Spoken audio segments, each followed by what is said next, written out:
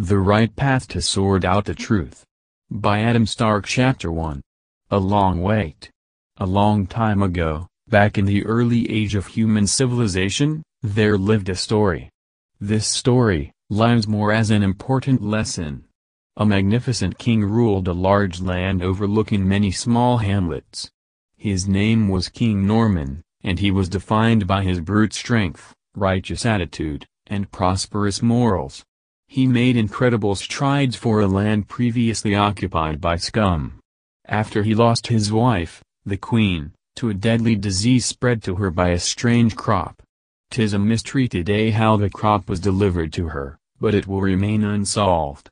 King Norman solved many conflicts with peace treaties, settled trade disputes with a diplomatic tongue, as well as prevented greed to form from taxation. The king's son was his closest ally, and a very important part of his gracious rule. Trent was his name. He was also a fighter, strong like his father. But more than perhaps anyone known in that time period, a crafty writer. He used his quill to write many treaties, laws, battle strategies etc. for his father and the rest of the king's staff. Not to be done alone, his works of writing were helped by spreading out by the use of the press. He owns an unusual pet, a dark black wolf whom he rescued as a cub. Now I will take you to the time that the willpower of the land changed forever. King Norman holds a meeting between his personal staff and family. Important discoveries are coming. Trent is already there, having an early discussion with his father. "Father, I've grown to distrust that Marcus. Our crusher growls every time he comes around, and he is a smart wolf," Trent exclaimed. "Ha ha ha. Your buddy is probably hungry, my son.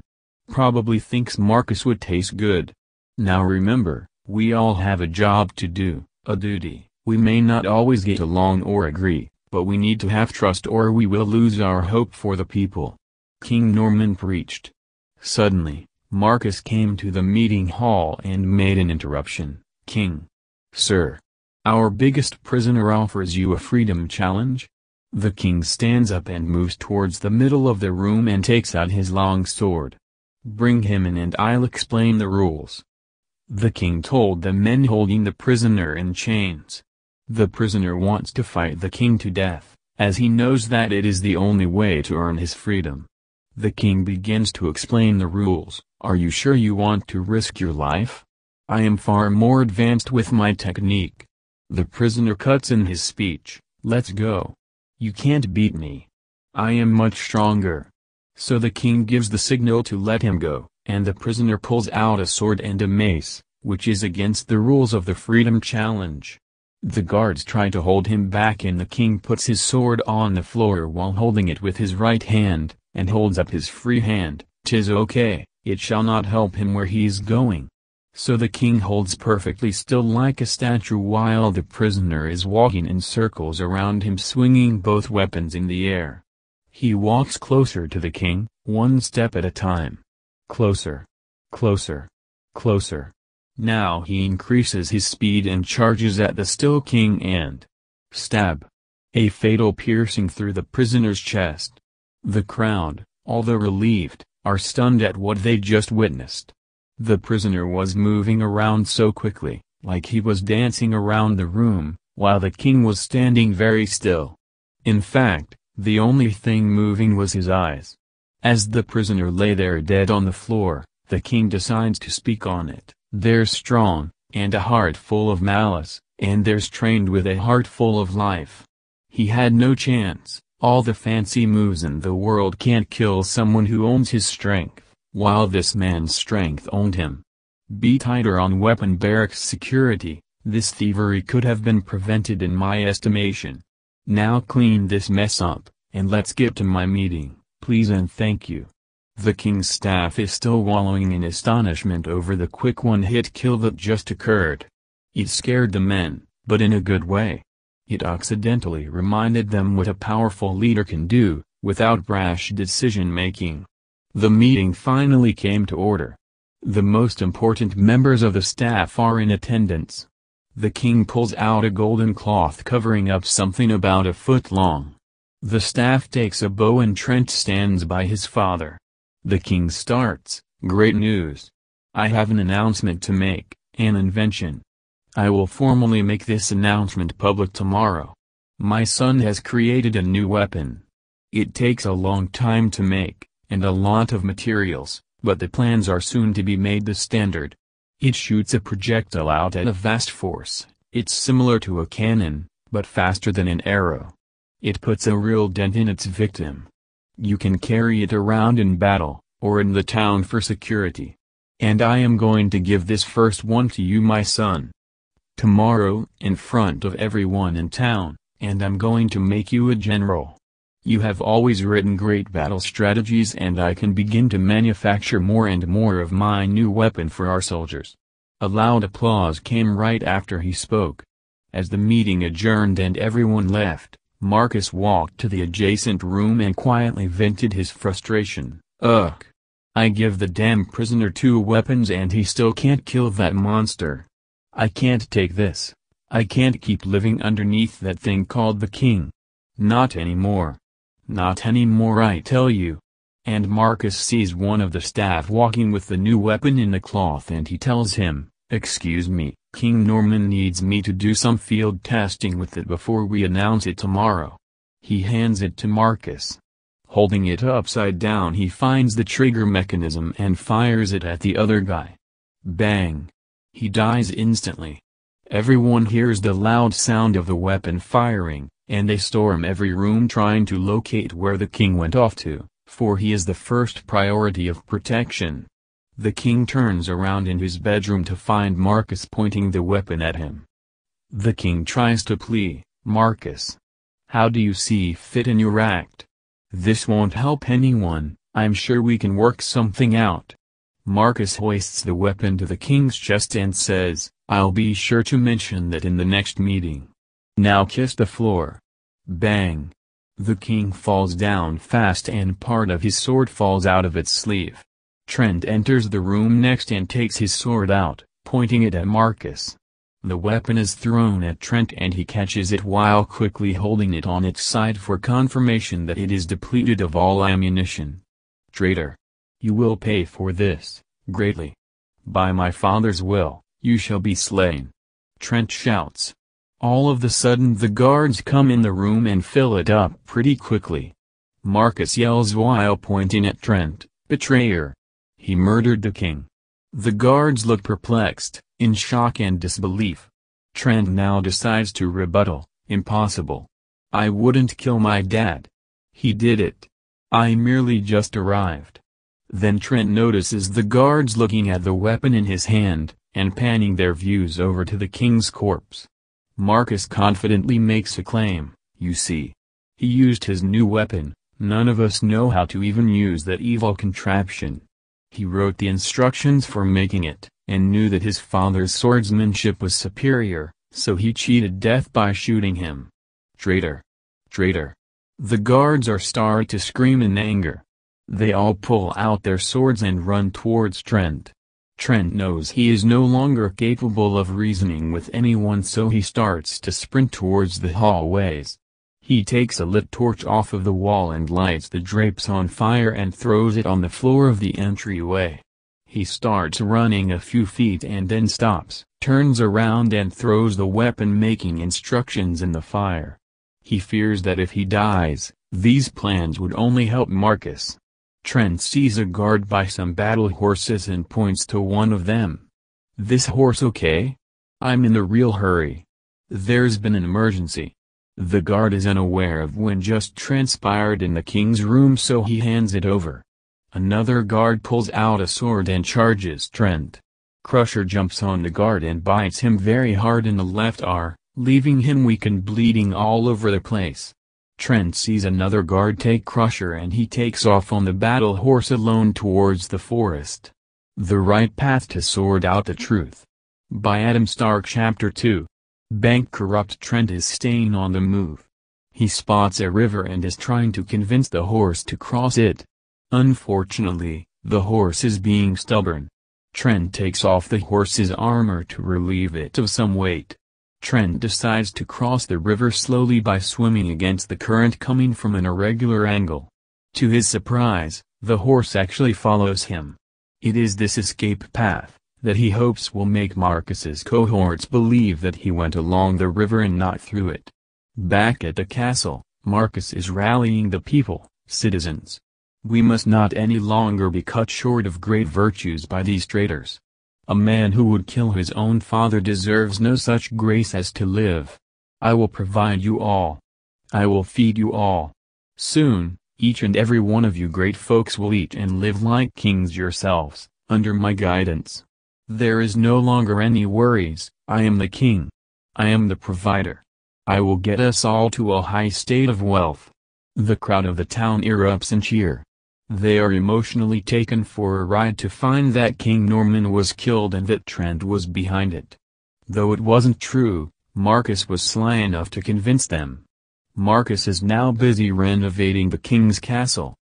The guards now take many shifts protecting him, which wasn't the case before, but there is no real trust anymore. Unfortunately, Crusher is now behaving more like a sheep than a wolf because he is tied up by a chain all day every day. King Marcus sends off a team to kill Trent, with promises of great rewards. Also, he writes a great big letter to the king of the next town over, King Cromstead of Nathlene. He writes a story in his distorted view of events that led to his new royalty status. He sends the letter through a mail carrier using one of the deceased king's favorite horses. Trent is feeling overcome with fatigue, emotionally speaking. The loss of his father, the loss of his position of power, and being departed from his pet wolf is hurting him. He looks for a place to go for help.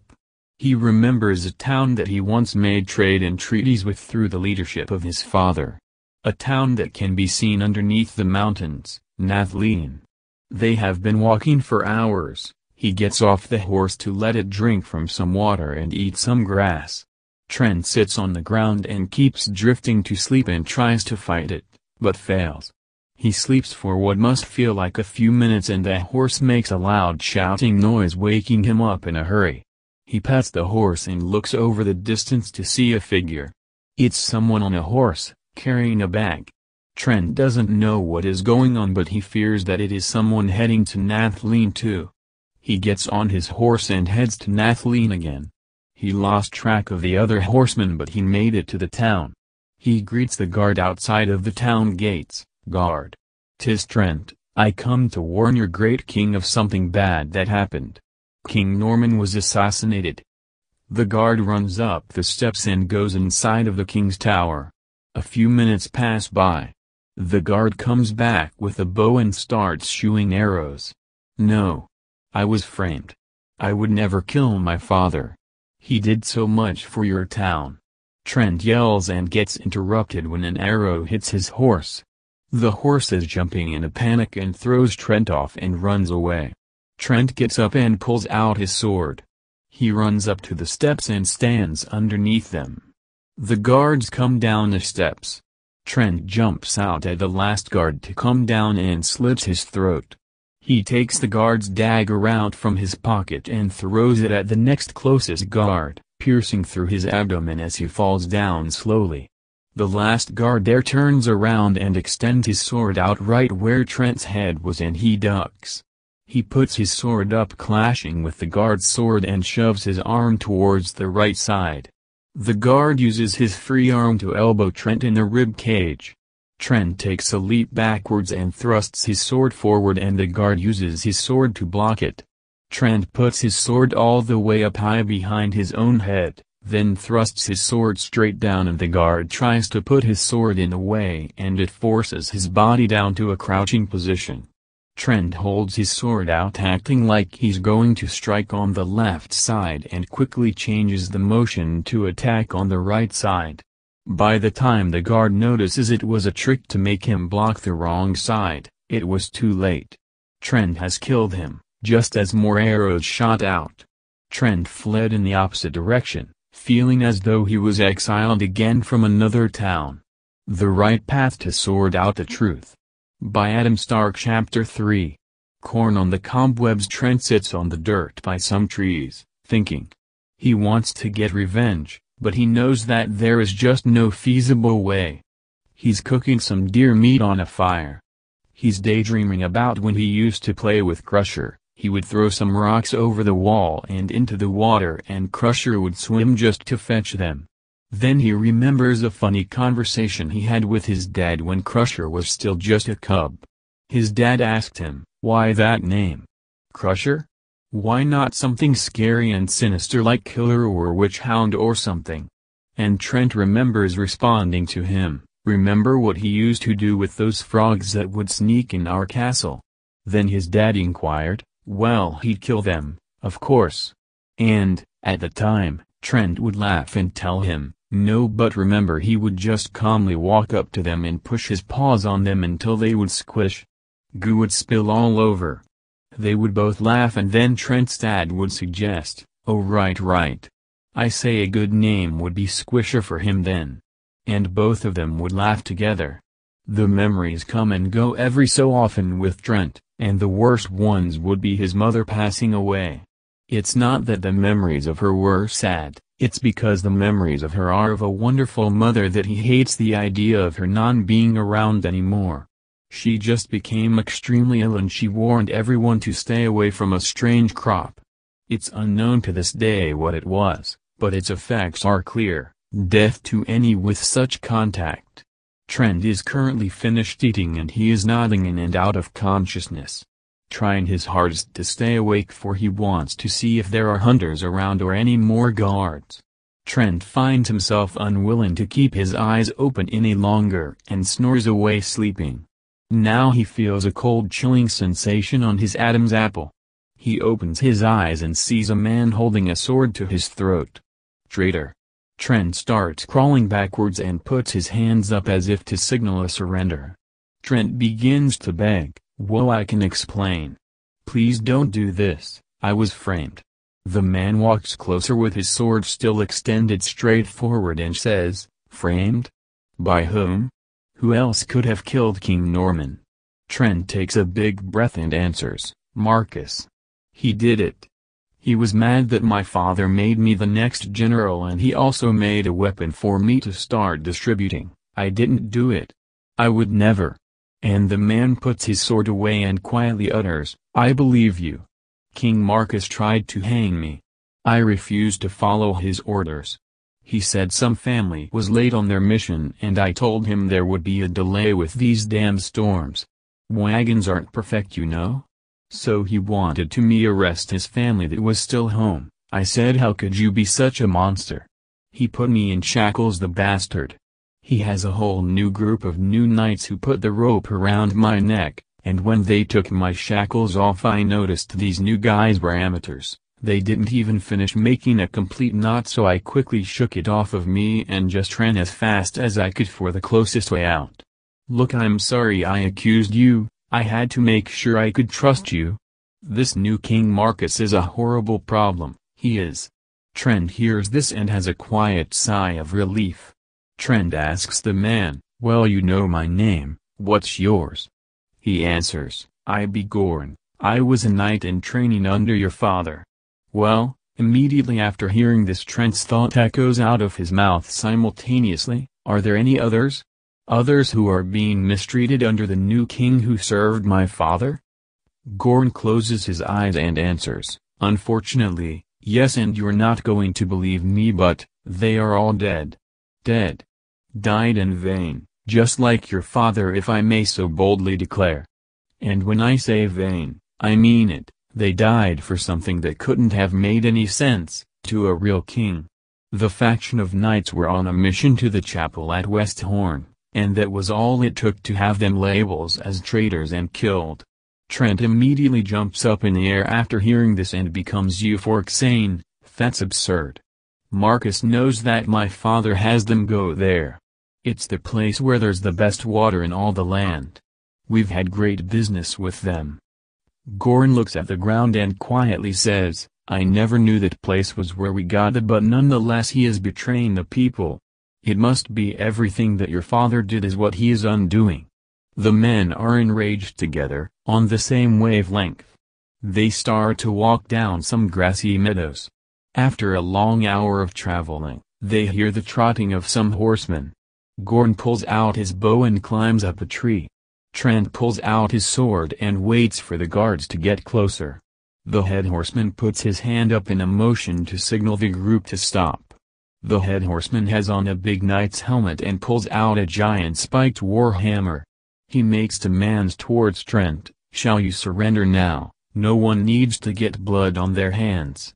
If you don't put your sword away, I will shove it down your throat and cook you for dinner, wicked one. What shall it be? Trent holds the sword with two hands tightly, and starts to walk slowly backwards. Gorn is setting up his arrow between the branches of the Y-shaped tree and fires an arrow to the back of the group. It went straight in the side of the guard archer's throat and he dies, dropping his bow. The head guard uses his momentum to charge and fling the warhammer on Trent.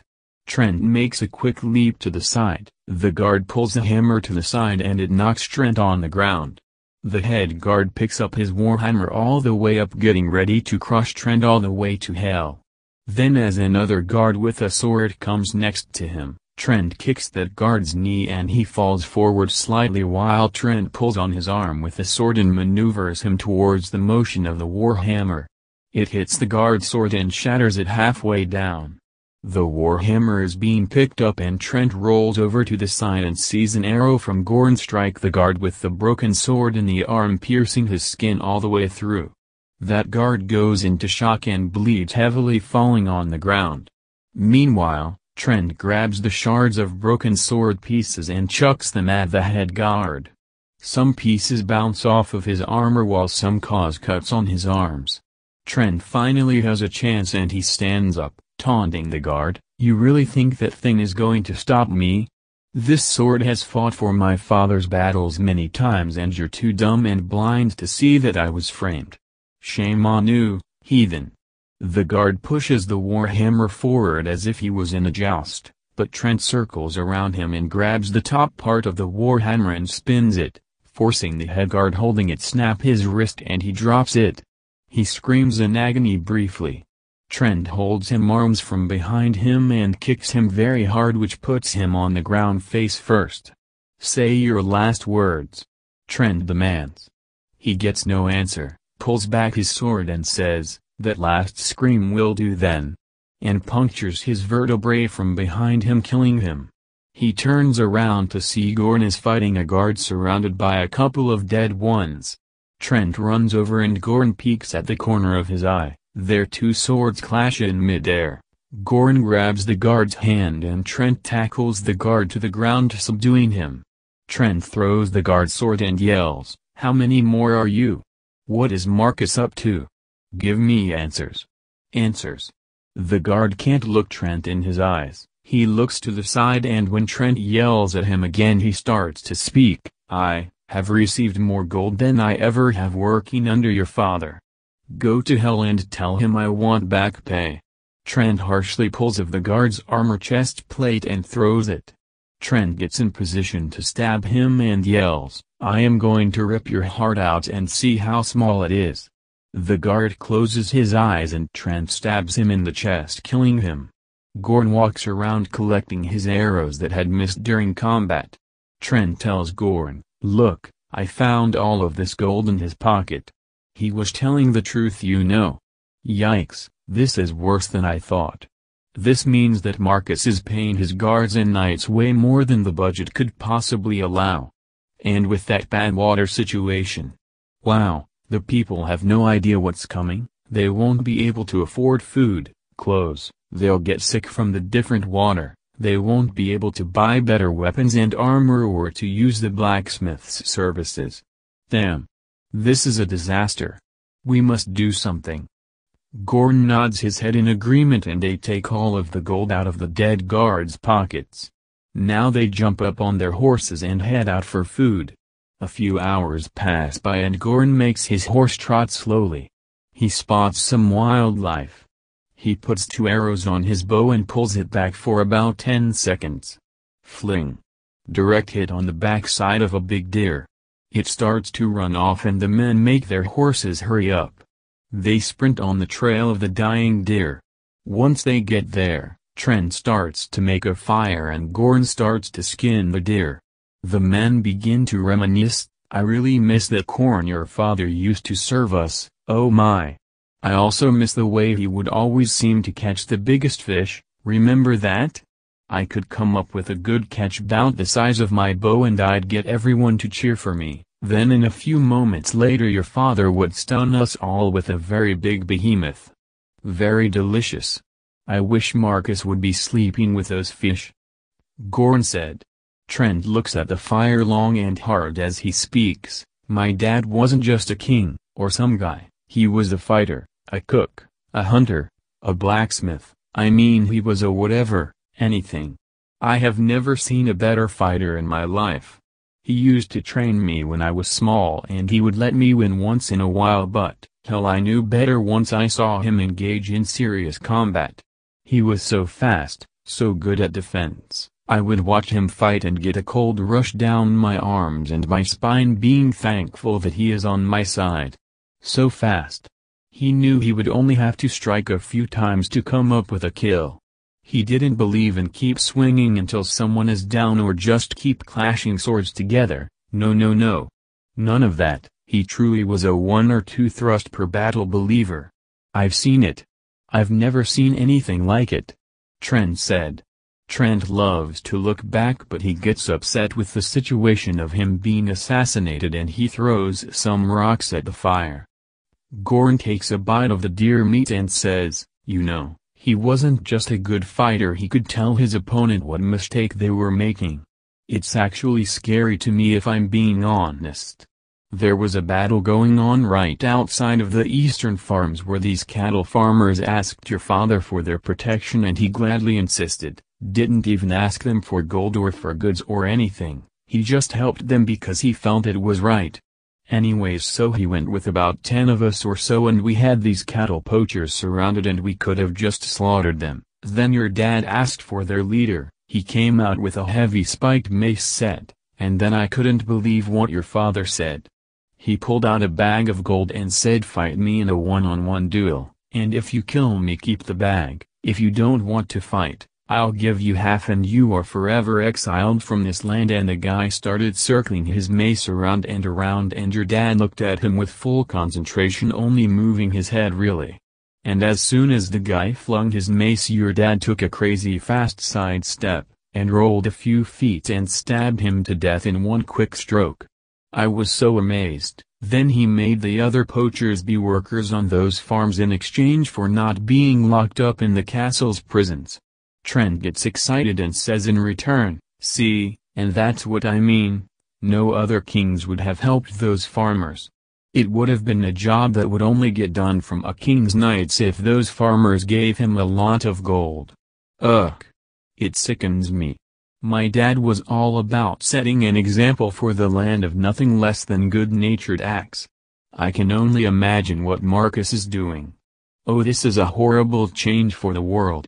The men eat the rest of the deer and go to sleep on opposite sides of the fire. They wake up and find their horses drinking water from a puddle. The men saddle up on the horses carrying their weapons and gold. As they head out to the town of Jordan, they soon find themselves on a water transport dock. They want to use it to get to the town of Jordan, but Gorn warns Trent that it may be better to save all of their gold for later. So the men jump in the lake and swim over to the boat. They brush up against it on the side. Gorn starts to climb slowly and he sees that there is a hole in the boat for storing large cannonballs. He points to Trent, signaling him to move over as far as he can. Gorn waits for all of the passengers to get aboard and for it to launch. A few minutes later they feel the vibrations of the boat starting up. The boat starts and the anchor was pulled in by the crew. Once it just started to float away for just a few feet. Gorn opened up the hatch over the hole and it opens up. All of the cannonballs inside of it fall out and splash in the water below. They both are thinking the same thing, I hope the timing was just right. So that no one on the boat noticed since it was a bumpy launch. They eventually, slowly but surely, climb their way up and get inside the storage hole. Several hours pass and at last, they arrived at Jordan. They jump back in the water and swim for a while to the side so they don't look suspicious as being the only passengers that are soaking wet. As they swim, Goran becomes more and more nervous about being near King Cramshaw. The thought of being recognized is a scary thought. The Right Path to Sort Out the Truth. By Adam Stark. Chapter 4. 12 inches in the grave. Trent and Goran grab onto the side of the grassland and pull themselves up on the ground. They start walking to the castle. Trent asks Goran, "Have you been to this castle before?" Goran shakes his head and replies, "No, not inside." Trent tells him, "Well, we must be sure to keep our weapons sheathed. This king is one who is a good man, but he is always on edge. We'll be careful and have our gold ready." The sun is starting to set, and the breeze is slowly increasing. The castle appears ahead. There is guards standing by the outside of the castle gates. The men walk up to them and the guards say, "State your business. Do not come any closer." So the men stop and pull out the bag of gold as Trent says, "We've come to give King Cramshaw an offering." The guards look at each other at a glance and walk up to the men. "Your weapons, on the ground, now," the guards demand. So the men put their weapons down and take a few steps back. The guards quickly confiscate the weapons and then open up the gate. They have one guarding front and one in the back as they lead them through the castle. Once they make it downstairs, the guards point to the cell and tell them, "Get in." Trent quickly rejects and says, "I beg your pardon? A cell? We have an offering and I am Trent, King Norman's son," and Trent gets interrupted by the guard holding the cell door. This doesn't matter to me, your story will wait. The king is in a meeting and he will not be changing his plans to service your needs. You will wait here until he comes."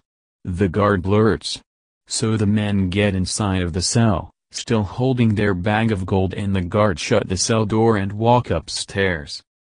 Goran looks at Trent, as if he was going to say something but never actually does. Trent looks outside of the cell and says quietly, "This is where Marcus belongs." And, dead or alive. A long wait passed by. Trent is still standing up, leaning against the cell door, while Goran is sitting on the floor.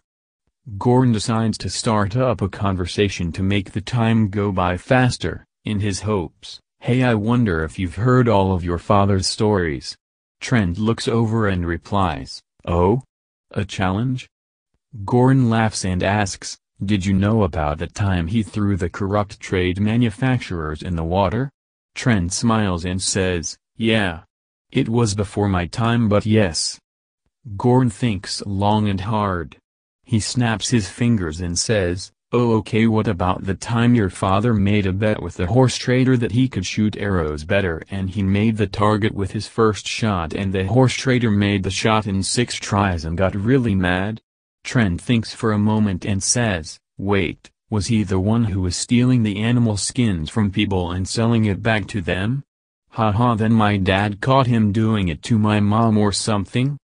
Goran laughs really loud and answers him saying, "Oh my, that was some venture. He went to prison for that. It might have been your mother, but I'm not entirely sure of that. I know one thing. No other king would have made a gamble or a challenge before locking up a scoundrel like that. Most kings, if not all of them, would just order his knights to kill them or lock them up. Hey, what about the time that creepy man with a beard went around town handing out papers asking if they would help him kill the king? Do you know that story?" Trent loses his smile and quickly shouts out, "Huh? What? Pray tell." So Goran clears his throat and tells him the story. "So this man was walking around the castle. Oh, did I mention he had a long beard? Anyway, he was handing out papers saying help me kill the king. And on it, it had his location. How dumb. Stupid. What a fool." And he went around talking about his so-called plan so much that one of the guards on patrol eventually heard about it and they immediately told your father. So, he simply asked for his looks so he would know what he looked like, and luck would have it for him, No one else knew of anyone with a bigger beard, so it was easy to spot him. So your father actually took off his armor, and put on a peasant's clothes and headed outside. He walked by the man with the beard and he told him he wanted to help kill the king with him, ha ha.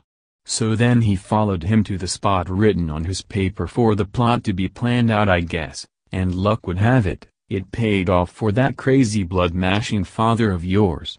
There was one of his own guards at the meeting. I couldn't believe it when he told me that.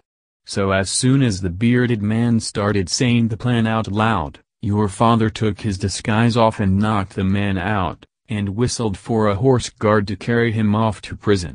But that's not all. The funniest part happened next. The guard that was there who was to betray your father tried to tell him that he was only there to see who else would show up. Your father said he believed him, then that guard turned around and your father knocked him out too and had him put in prison as well.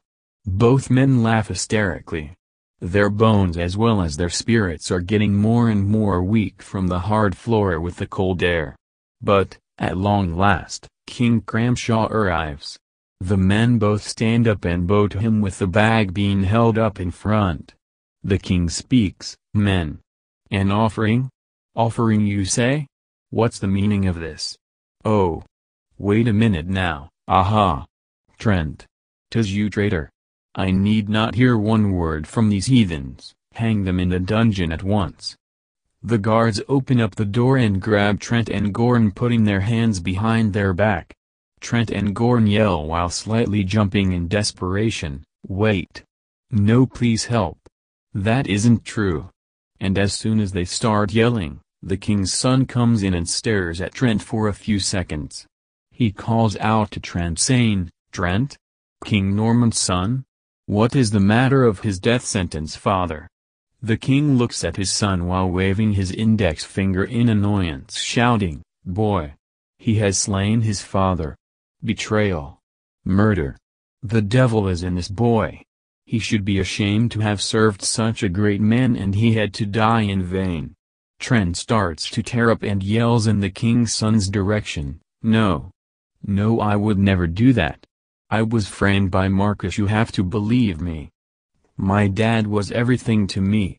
The king's son is drawn to Trent's story when he sees his tears. He looks at the king and says, "Father, he has to be telling the truth. I would never betray you and neither would he betray his father. He brought offerings, we owe him a chance at the very least." The king grunts an angry sound. He tells his guards, "Let them go. And give me my gold. We will get to the bottom of this. If you are lying to me, I will place your bones on my stairs as my new railing." Trent and Gorn are holding their arms where they are sore while nodding their heads in agreement. The king leads them inside of one of his libraries. He pulls out some paper and a quill. He writes something, while the whole room is completely silent. The king holds up the paper and breaks the silence saying, "Here is the deal. You see, I've already collected letters from Marcus before, so I will have them here to make sure it is his handwriting. Now, I'm sending him this letter, asking for the truth. I will wait 3 sundowns and if I don't get a letter back I will destroy you both with my bare hands. And if you lied to me, same thing. You may stay in my captain's quarters. No weapons allowed, good day." And the men are rushed and hurried away from the library. The Right Path to Sort Out the Truth. By Adam Stark. Chapter 5. A night to remember. Waiting becomes a painful task. The men are being served some very fine chicken that the king's son snuck in for them. The door to the captain's quarters opens up and slams against the wall. The king makes an announcement as he sweats very badly. King Cramshaw shakily announces, Well. I don't know how to say this but, I am forced to believe you are correct. In this letter, Marcus changed some of the details in his story and I honestly cannot believe him. It's not hard to remember how things happen when it's fresh in your mind, nonsense. That damn brute. So, I won't have to kill you too. Trent looks at Gorn very quickly and now he looks back at King Cramshaw. He calmly asks, Does this mean you will help us fight? And take by my father's town and restore peace?"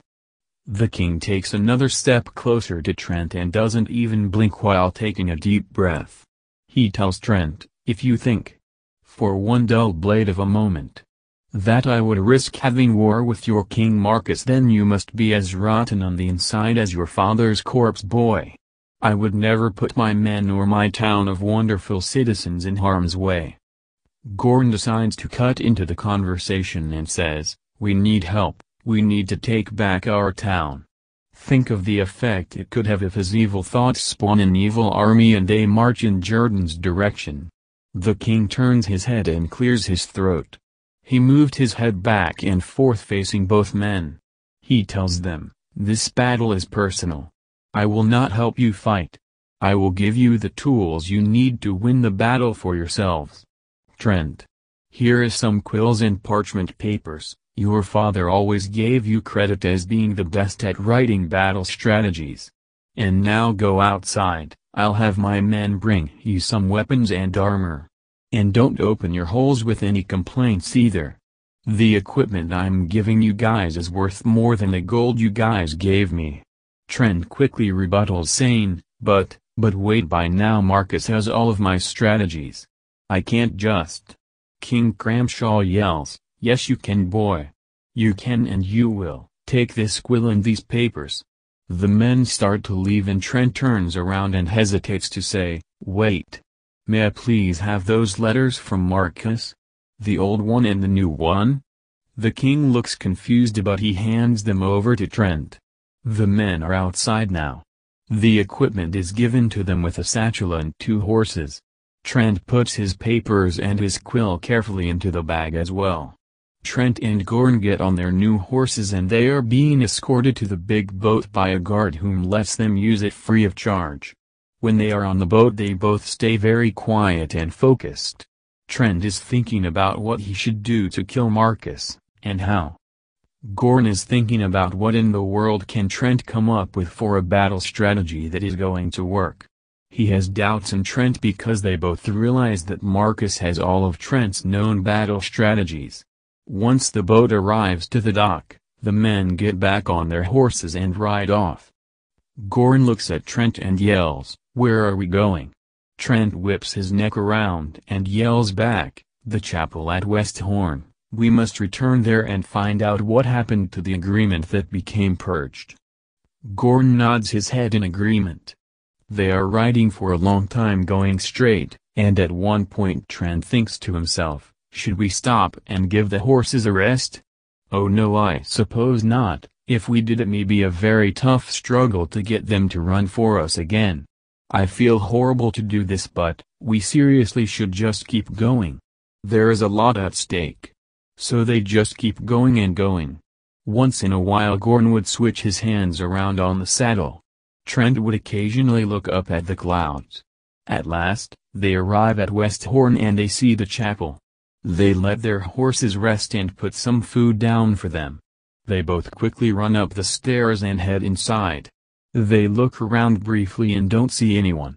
They walk to the back hall of the chapel and finally they see someone. Gorn says his greetings, "Hello, we came from afar.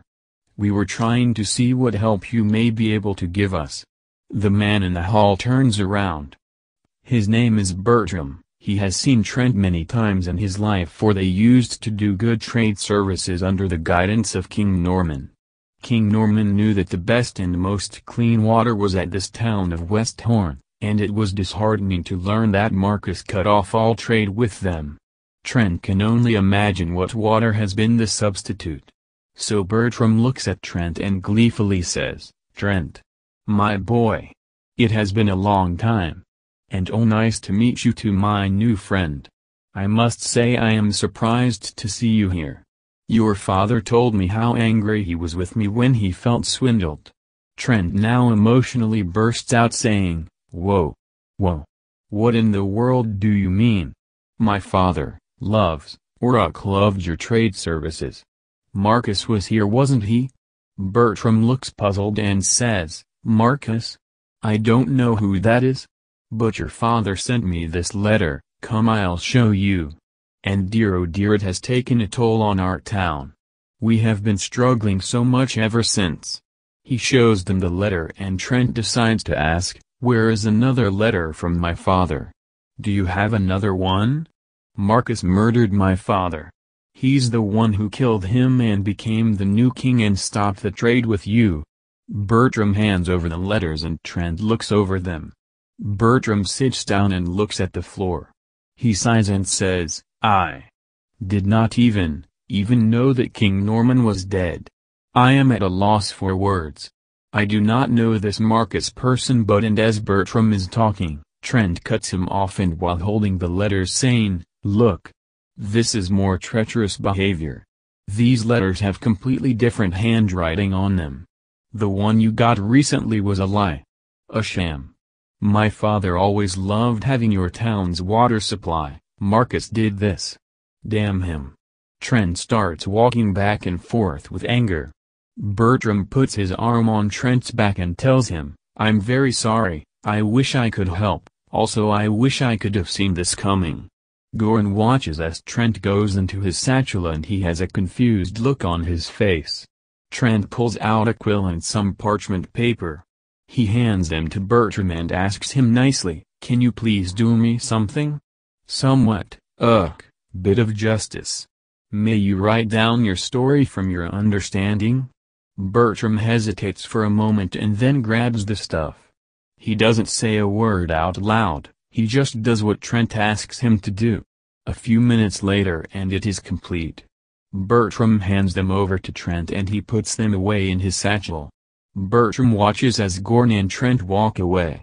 Bertram says one last thing, good luck, God be with you. Trent turns his head while walking and gives Bertram a head nod. They head out to Nathlene. Trent looks over to Goran as they are riding on their horses. Trent starts thinking out loud, well, last time I was at Nathlene I didn't receive such a warm welcome. So whatever lies and propaganda that Marcus sent to King Cromstead, worked. I was to be killed on sight, I couldn't convince anyone to listen to my side of the story there. What are your thoughts? Goran looks over, clears his throat and responds, I don't know if Marcus got my name out there. It is worth a shot to send me in there and see what I can find out. This is different armor that I'm wearing, so this should help my disguise. If it doesn't help, then I'll help myself get involved in a bloodbath.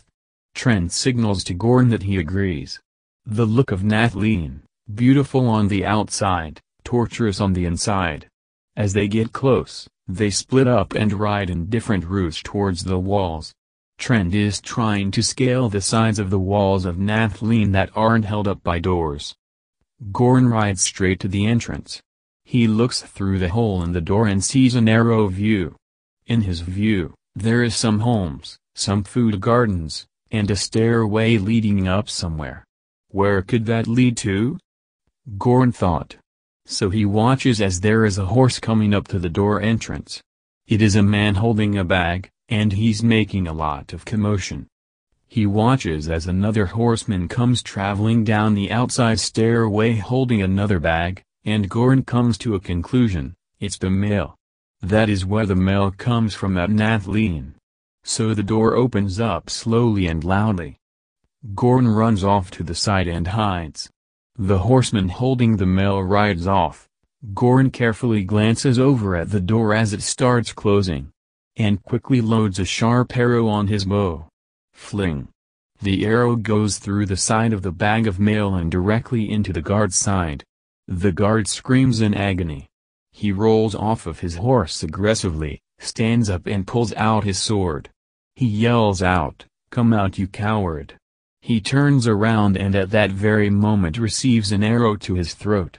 It slices its way through his Adam's apple. Goran runs to the newly deceased body and in a rush, takes his armor off and trades it with the dead guard. He is proud of himself, he thinks of a very smart idea, be the mail-carrying guard in disguise and use the mail bag that was ripped as an excuse to go back to Nathlene's mail building. He pets the horse and feeds it some of his rations to gain its trust. After a few minutes, Gorn rides back to Nathleen's entrance door. When he gets there, Trent crawls out of a bush. Gorn goes over to Trent before he alerts the Nathleen guards that he needs to enter. He conveys his plan to Trent. I'm gonna make it in, and steal our important papers. I can do this. His voice was bulky like mine anyhow. Watch for me, Trent.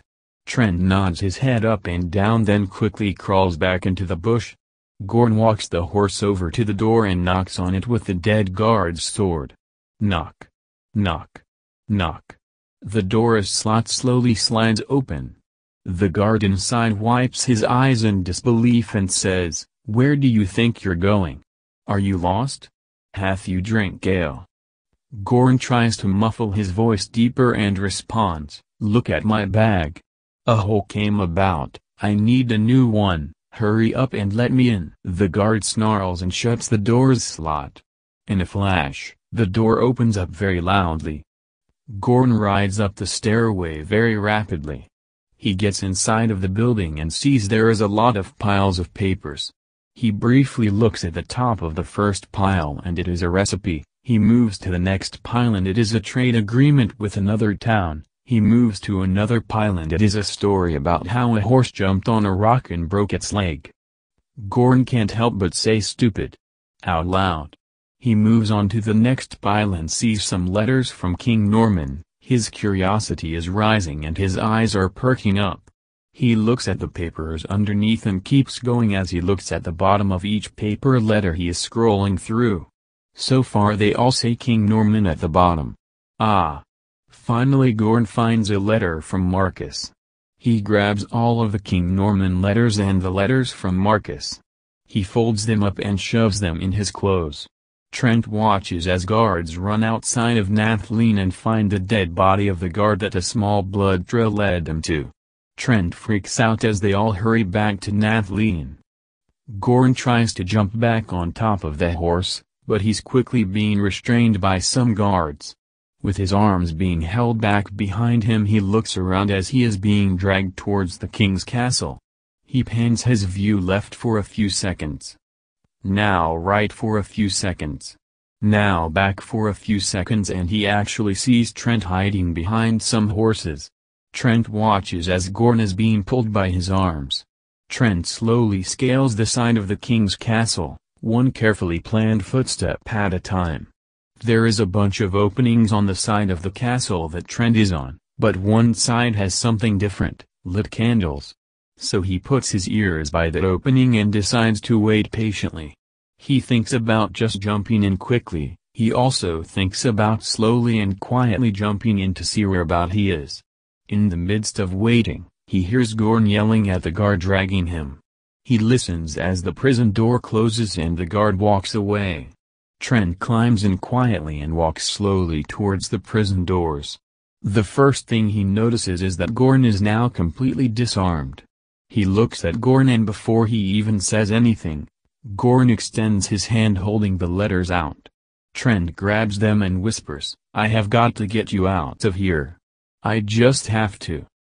Gorn looks down the hallway and quietly responds, "You have what you need. I don't know what your battle plan is, but I trust you, just as King Norman would have.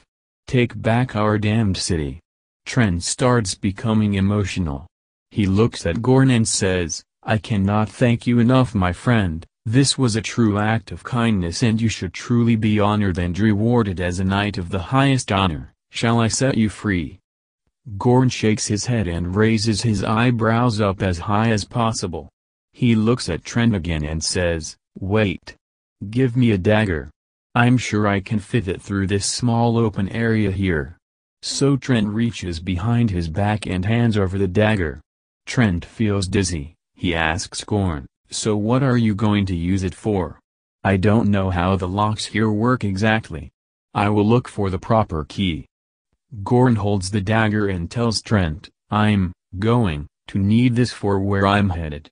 Trent quietly walks away towards the closet and searches for a key or some kind of small metal material to open up the lock. In his head he figures that Gorn will wait until the next guard comes to see him and he will kill him with his dagger. The walls begin to shake, The candle's lights begin to dwindle. There is a convoy of guards coming with King Cromstead. The king speaks to Gorn while Trent hides under a bunch of worn-out helmets stashed in a corner.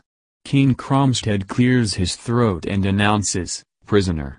Thievery will not be tolerated. I sentence you to 10 seasons of lockdown.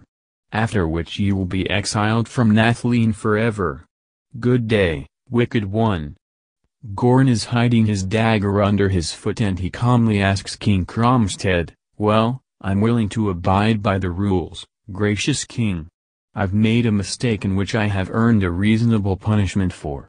I won't beg you for your sorrows, but I will beg you every day for my freedom. I challenge to a standard prisoner release duel." The king looks at his guards and bursts out laughing. He turns back around and looks at Gorn to tell him, "Ha! You really think I am going to do away with your luxurious living situation by putting you in a dirt pile? I should think not." Gorn gets angry and yells, "But king, these are the rules. Every town has this rule. If you're scared, so be it, but don't ruin your reputation and rank by canceling royal tradition." The king looks at the guards and can't stop laughing with arrogance. He looks at Gorn as he's walking away and says, "Prisoner. Rot in hell.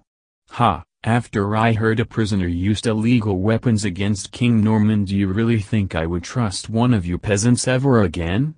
No. No means no. You die now. Next stop now, guards grow tiresome, let's get to the dining hall for some delicacy before bed." Gorn is stark mad with anger. He watches them walk away and he can't believe with all of his willpower that he doesn't have a chance to duel for his freedom just like he has seen prisoners do many times in his life. Trent waits quietly as the guards escort King Cromstead away. Once he can no longer hear them, he goes over to Gorn's cell and looks all around the room for him, but has no luck. Trent wonders how he has escaped. He puts as much of his head through the door opening that he can fit through and he looks down to find a gruesome discovery. Gorn is dead. He has killed himself with Trent's dagger. Trent tries to speak as he starts crying. A few tries of getting the words to come out have been failing.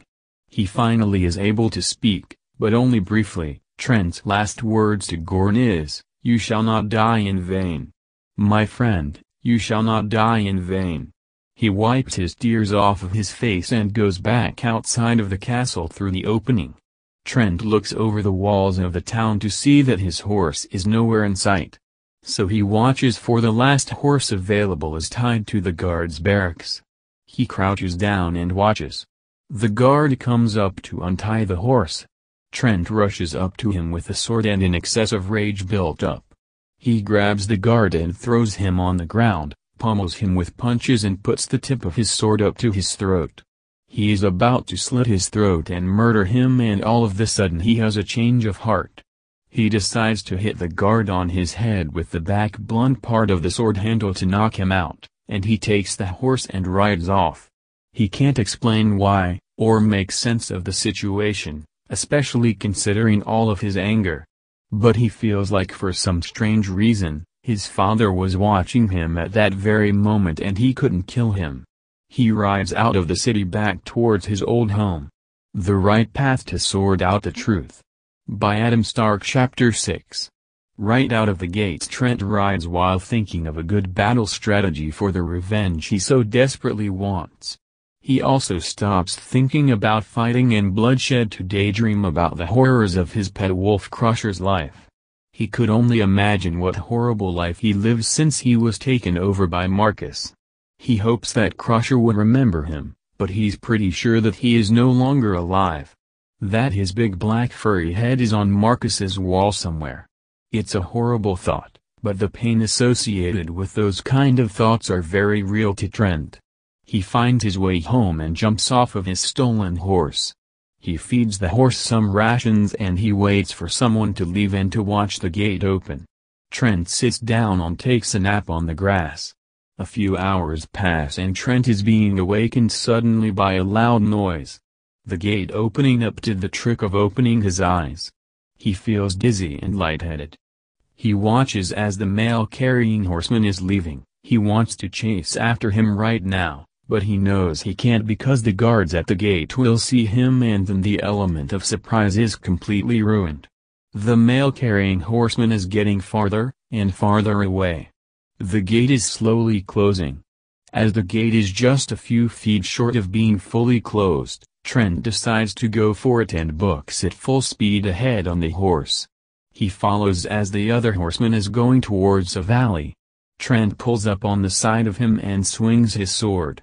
It knocks the knight off of his horse and onto his side. Trent jumps off of his horse and runs to the knight. The knight stands up and picks up his spear that Trent didn't notice before. Trent keeps his focus on the tip of the spear. He's holding his sword with a very tight grip with both hands. The knight thrusts the spear forward. Trent makes a sidestep away from it. He swings his sword at the knight with a quick slash. He mangles the spear over to that side where the sword is coming and pushes it away. Trent spins and tries to make a gash into the knight's left leg, but he lifts it up and kicks Trent back a few feet. The knight pushes his spear towards Trent's midsection and he maneuvers his sword sideways to push it down to the ground. The knight instantly pulls his spear back and does it again. Trent gets hit in his armor and then pushes the spear away with his sword. Trent starts to feel over-fatigued and starts thinking that this is a battle bound for defeat. He thinks of something risky and scary. He pretends to hold his sword with both hands again, but he is really only holding it with his left hand now. His right hand is free in reality.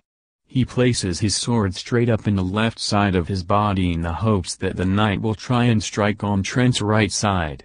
The knight thrusts his spear towards Trent's right side, like he had hoped for, and he scarcely extends his free hand on the right side. He uses it to grab onto the spear under the sharp tip, and when he does this, the knight pulls it back to him with Trent attached. It knocks them both down to the ground. But the knight is on his back now and Trent is on his knees. He has his sword in his left hand still. He stabs the knight with it right through the top of his armor and in his chest. He turns around and goes to the knight's horse to look in his bag. He sees the contents of the letters inside of it. It is an interesting time in the world, it seems. Tomorrow is King Marcus's birthday, according to a few of the letters obtained. They are addressed to a few of the neighboring towns, which strikes Trent as bizarre. King Norman never wasted any time on his birthday. It was a normal day of labor, and a quiet dinner celebration at home with the family. Something about this new information gives Trent a bad feeling.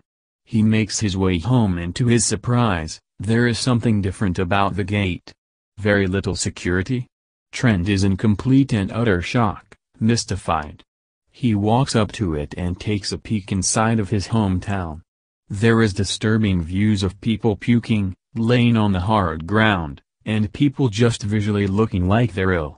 Trent goes in and sees a convoy of guards walking around and they start harassing the people inside of their homes. Trent thinks to himself, this is something of insanity. People never were this bad off? And my father never intruded in people's houses, outrageous. If Trent's thoughts could scream out loud, an earthquake would start. Trent has to slowly take quiet steps on the sides of houses as there is guards patrolling all over. None of these guards' faces looks familiar. Marcus is doing all sorts of terrible things. Trent spots Crusher, his pet wolf, on a chain leash tied up by the castle. Crusher looks unhealthy as well, malnourished even. Trent is so happy to see his furry ferocious companion, but he knows better than to become a part of the circus show running the town, in which Trent knows that Crusher would bark loudly non-stop if he saw Trent. He can't allow this madness to go on to his people or his pet, anymore. He heads up to his old favorite place, the printing press hall. As Trent goes quietly up the stairs, he hears the convoy of guards coming. He jumps off of the stairs and rolls down towards a well. He hits his head and drags his legs to make himself crawl over to the other side of the well. The convoy of guards started pounding on doors again, bashing the elderly people in the stomach. Trent is enraged, very pissed off. But he knows that it is a suicide mission to fight them now. He is extremely outnumbered. He grinds his teeth while painfully waiting for a moment to get up the stairs to the printing press hall. Trent starts to drift off in his mind to older times. He thinks about his father making friends with everyone he made contact with. He thinks about all of the deals that he wrote for his father that made positive strides for the king's people. All of the sudden he shakes his head out of his imaginary sensations and goes back to concentrating on the current reality. Hearing the corrupt guards yelling like drunken wenches makes Trent want to jump out of hiding. He starts to drift off again and his father's face appears. In this hallucination he tells Trent, "My son, take our town back. You can save us from hell, hell on earth.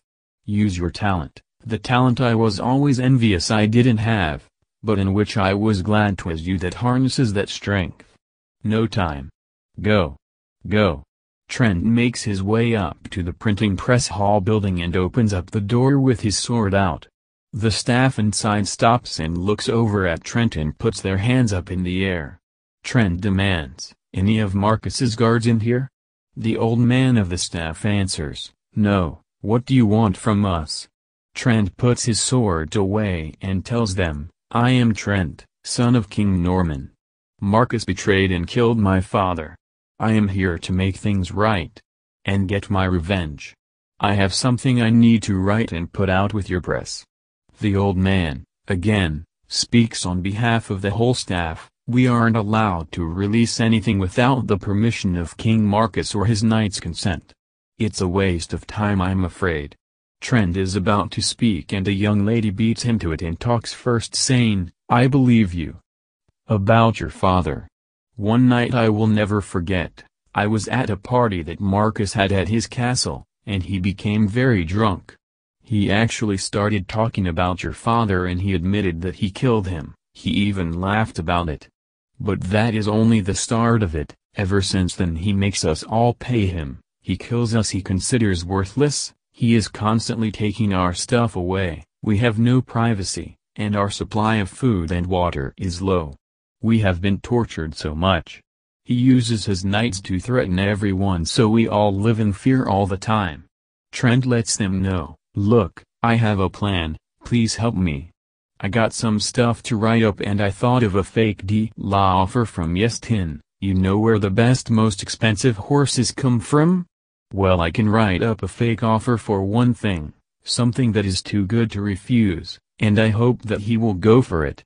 And the best part, it's his birthday tomorrow, so he won't go himself, he will send a bunch of his knights to go for him. I just need you guys to spread my writings everywhere and make sure his castle gets to see them." The old man grunts and looks at Trent angrily. "No. Trent, there is no way. We are threatened and we can't fight this king in battle. You will put us in danger here. You really don't understand. We are lucky to have as good of a job as we have." Trent looks from left to right at all of the staff. He drops some gold on the floor and tells them, "Listen, this is scary, but I can do this. I can kill him and get us back to a good civilization. It's worth a try. If we don't try this then we are as good as dead anyway. Just help me to use your printing press and give me some materials, then do as you always do and spread out the papers of my writings. Make sure my fake Yestin deal makes it to the castle." The staff gets up and takes Trent's gold. The old man whispers, "You better be right about this." The other staff members bring Trent down the hallway to the printing press materials and Trent pulls out his quill. Trent sits down and spends hours writing. Trent finishes up and alerts the staff, "It is complete.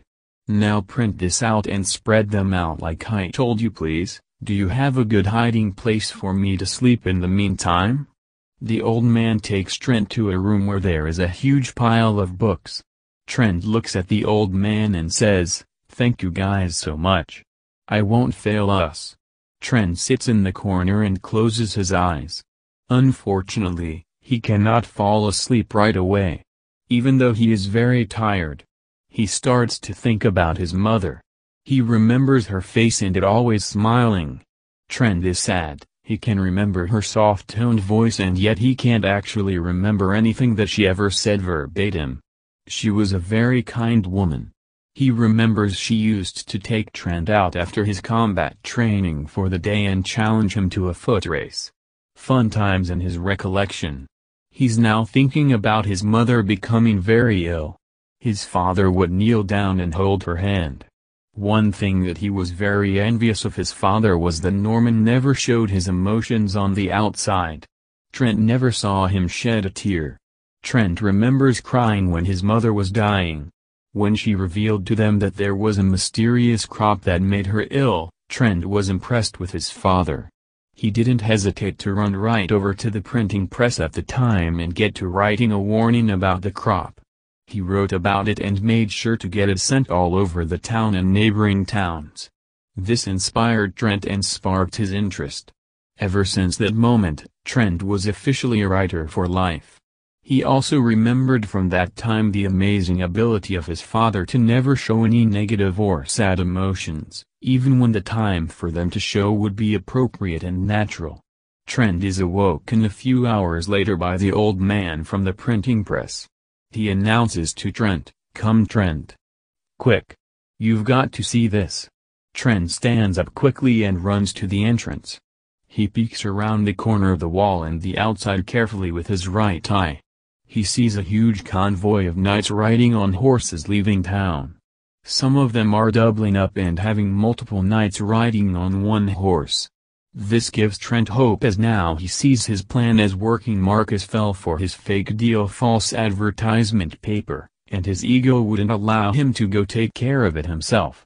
Marcus is obsessed with himself and wanted to keep the time for himself as it is his birthday time. Trent climbs up the wall and pulls himself up onto the roof of the printing press hall building.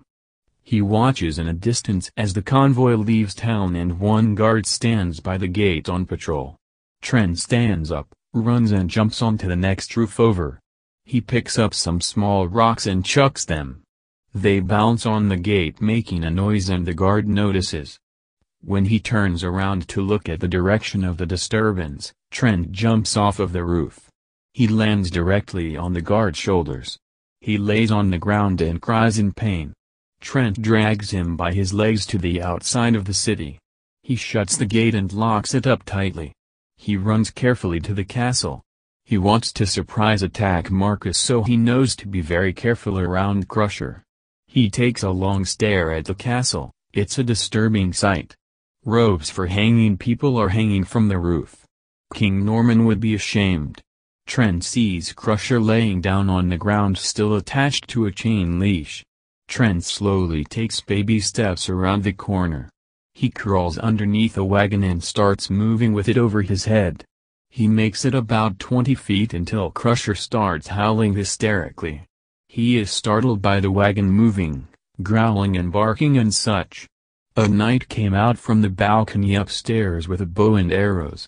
He starts to fling arrows at Trent while Crusher keeps making loud noises. Trent runs over to another building and an arrow hits the last footprint Trent made on his way over there. Trent looks through his arsenal and equips his small knives.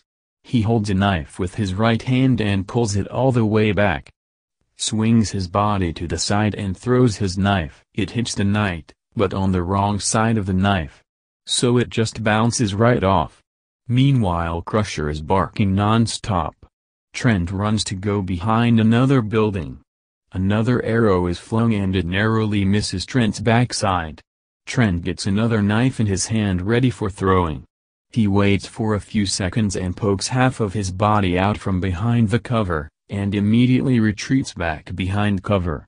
It tricks the knight into shooting another arrow, and Trent takes advantage of this opportunity.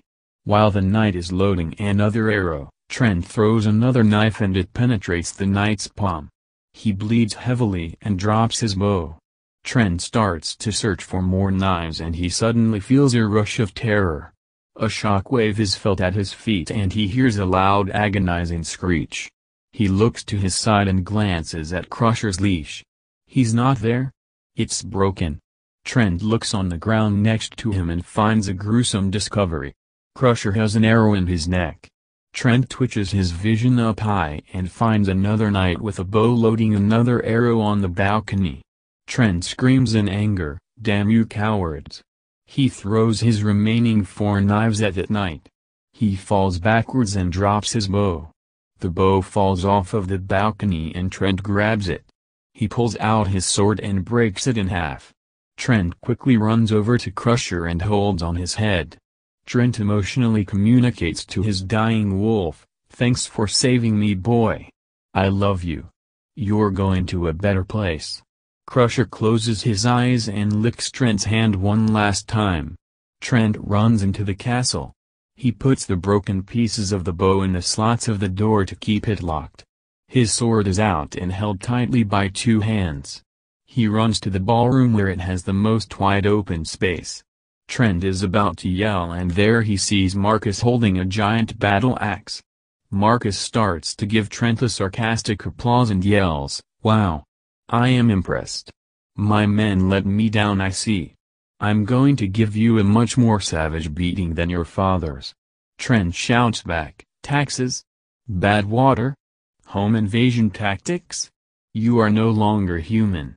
You will pay for this, you disgusting piece of filth. You damn heathen.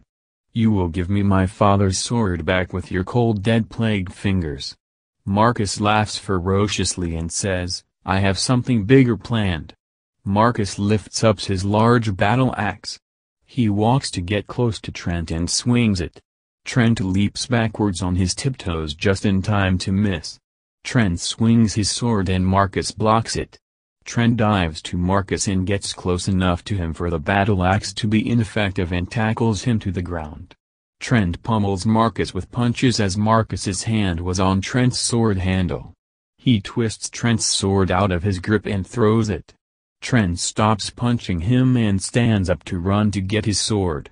But when he stands up, Marcus extends his battle axe out to trip Trent. He turns around while on the ground and kicks Marcus in the face at an awkward angle. Marcus temporarily can't see, so he just flings his axe back and forth while he tries to find enough balance to stand up. Meanwhile, Trent grabs his sword off of the ground.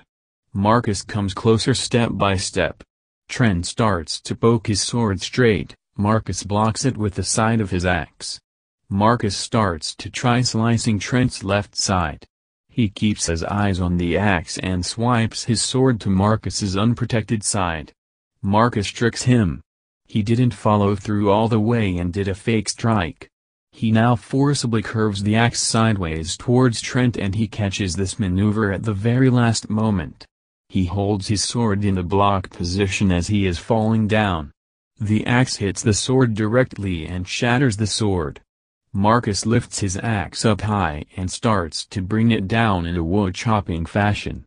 Trent holds the small handle on his broken sword up and gets on one knee. He shoves the handle to the opening part of the axe between the sharp curve and its long handle. It stops Marcus from getting the axe down all the way, and Trent gets off his one knee to crouch with both feet on the ground. He now pushes the axe back as he completely stands up, which knocks over Marcus. Trent fights to get the axe into his control. Marcus loses grip of his axe and Trent picks it up. Marcus runs back to a chest and opens it very quickly and pulls out King Norman's sword. Trent yells, "You don't deserve that." Marcus yells back, "You don't want to break Daddy's sword now, do you?" Marcus lunges the sword to Trent's midsection. He pushes it away with the axe handle. Trent runs with the axe to swing it sideways on Marcus. It cuts him and he starts to drop some blood. Marcus walks backwards towards the stairway. Trent chases him and tries to pierce Marcus before he hits the stairs. Marcus turns around facing the stairs and jumps as Trent swings. He grabs a hold of a rope from a chandelier and it flies him back to Trent's position. Marcus decides to let go of the rope before he gets there and Trent swings the axe. The force of the axe hits the end of the rope and the piece falls down. Marcus lands on his side behind Trent and thrusts the sword through his side. Trent screams in pain and Marcus keeps on holding on to the sword as he stands up, continuing to push the sword into Trent.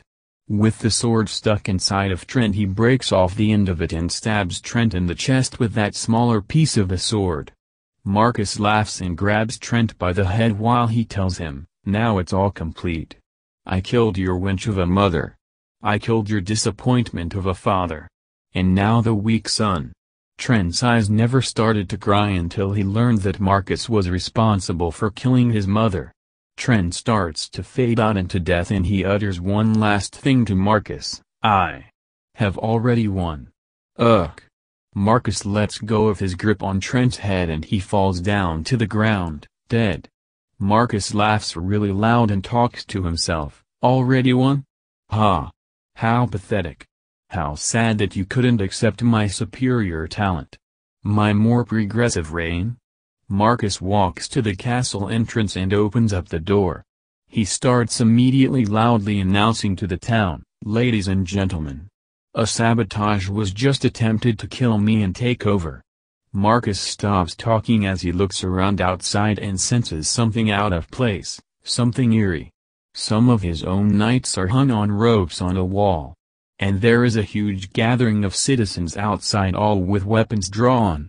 Bows, swords, torches, etc. Marcus loudly demands with a cold sweat on his back, "What the hell is the meaning of this?" One citizen walks slowly up to Marcus and hands him some papers. Marcus skims through it and reads it. Trent had the printing press make copies of Marcus's incriminating letters circulate the town, the story of the true nature surrounding the assassination of King Norman, as well as make a note that he was ripping people off with the taxes, screwing over the budget which was once put to good use by King Norman, the lies revealed about the good water from the chapel at West Horn, and to top it all off, Trent made one little white lie, that he was going to visit King Marcus today to make a peaceful offering to restore peace, law and order to the town, which was a lie. But in his death nobody would possibly believe Marcus's side, since it was believed to be a peaceful visit to benefit the citizens' behalf. Marcus was forced onto a tight rope and tied to a tree, to be repeatedly stabbed by the citizens he has terrorized. This story was an example of the strength of strategy combined with the wit of a talented writer. The citizens learned a hard lesson from this, and began to rule in peace for the next remaining lifetime, but in similar strides to the liking of King Norman and his great son Trent. The warning of a harsh reality became the common knowledge of the people in the years to come, that understanding that there is rarely a good-hearted politician,